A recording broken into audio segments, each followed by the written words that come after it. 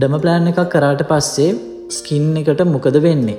මේ ගැන තමයි ඔන්න අද මම කතා කරන්න හිතුවේ. ඉතින් ඩර්ම ප්ලෑන් එකෙන් පස්සේ අපේ ස්කින් එකේ තියෙන ඩෙඩ් ස්කින්, ඩ්‍රයි ස්කින්, ඒ වගේම අනවශ්‍ය හේර්ස් සහ ඇසට පෙනෙන සහ නොපෙනෙන සියුම් ස්කින් ලේයර් එකක් අයින් වෙන එක තමයි ඩර්ම ප්ලෑන් එකෙන් වෙන්නේ. ඉතින් ඩර්ම ප්ලෑන් එක කරාට පස්සේ ගොඩක් අය බය ඉන්නවා රැවුල් වැවෙනවා වගේ මුහුණේ හේර්ස් වැවේද කියලා. ඇත්තටම මගේ එක්ස්පීරියන්ස් එක අනුව නම් එහෙම අනවශ්‍ය හේර් වැවීමක් සිද්ධ වෙන්නේ නැහැ. තියෙන හේර්ස් ටිකම තමයි නැවත වැවෙන්නේ.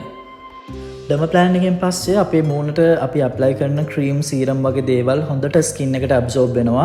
ඒ වගේම තමයි මේකින් වෙන සෙල් ග්‍රෝත් එකත් එක්ක අපේ කොලජන් ප්‍රොඩක්ෂන් එක වැඩි වෙලා අපේ තියෙන ෆයින් ලයින්ස්, රින්කල්ස්, ඇක්නි ස්කාර්ස් වගේ දේවල් ගොඩක් අඩු වෙන්න බලනවා. ඉතින් තාමත් ඩර්ම ප්ලෑන් එකක් කරන්න ඔයා බය ඉන්නවා නම් බය වෙන්න දෙයක් නැහැ. කෝල් එකක් දෙන්න, ස්කින් කෙයාර් විත් ටිෂු හැම වෙලේම ඔයාගේ මූණට හොඳම දේ කරන්න සූදානම්.